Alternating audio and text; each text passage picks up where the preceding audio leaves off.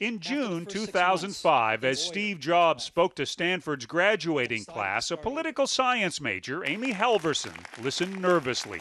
I was graduating at Stanford without a job in place, and I felt like such a loser. But then she heard Apple's CEO talk not about his successes, but his failures. I got fired.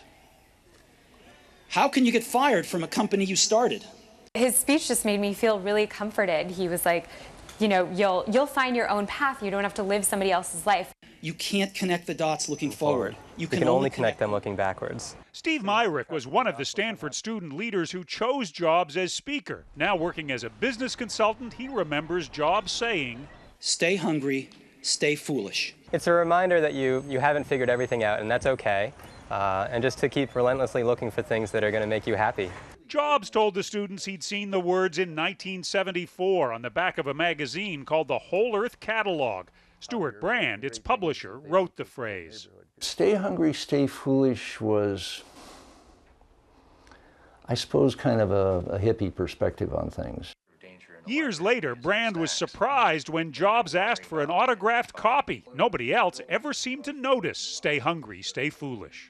Nobody but Steve Jobs came back to you and said, "I love that phrase." That's correct. Nobody else. There's only one Steve Jobs.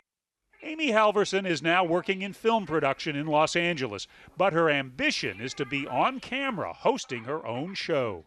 That's what I want to do, even though it might be a little foolish. It is, after all, what Steve Jobs told her to do on graduation day. There is no reason not to follow your heart. Hey everybody, I'm Amy Halverson with Broke Girls Guide. John Blackstone, CBS News, San Francisco.